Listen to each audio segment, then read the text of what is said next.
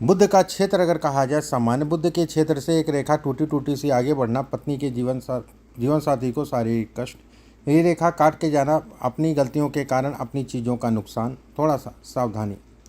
ये हिस्सा अगर कहा जाए सामान्य उठा है, धन के लिए, काम इत्यादि चीज़ों के लिए अच्छा है, कोई बहुत ज़्यादा रेखाएं नहीं, अच्छा साइन है।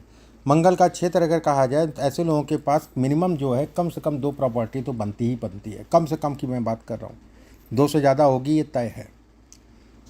मस्तिष्क रेखा अगर लहरा रही है, ऐसे में कहा जाएगा कि कन्फ्यूज़न बहुत रहती है।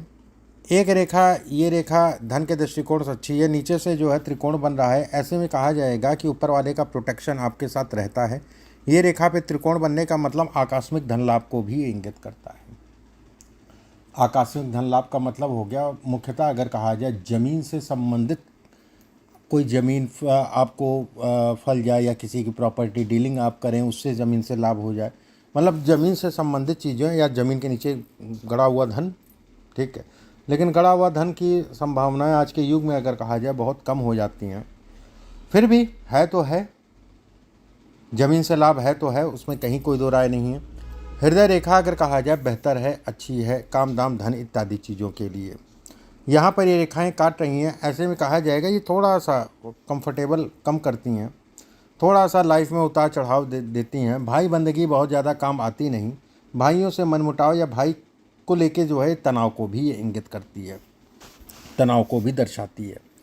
सेकंड इस हाथ के हिसाब से अगर देखा जाए तो ये कहा जाएगा कि मौजूदा समय पिछले 6-7 महीने से अगर कहा जाए बिल्कुल भी समझ नहीं आ रहा हो क्या रहा है। और ये साल भी अगर कहा जाए तो लगभग अक्टूबर नवंबर के बाद अगर कहें तो थोड़ा सा 2026 बहुत अच्छा भी नहीं, बस पीछे से कुछ ठीक है कि आपकी व्यवस्थाएं, आपकी चीज़ें, आपकी ये सारी चीज़ें जो हैं व्यवस्थाएं चलने, ठीक है, उसमें कहीं कोई दो राय नहीं है। अब आपके प्रश्नों को एक एक करके ले लेते हैं और उनको रख लेते हैं, उसके बाद और कुछ बताना होगा तो और बताएंगे। प्राइवेट जॉब है लेकिन जॉब छोड़ के बिजनेस करना चाहते हैं, बिजनेस भी साथ में करते हैं।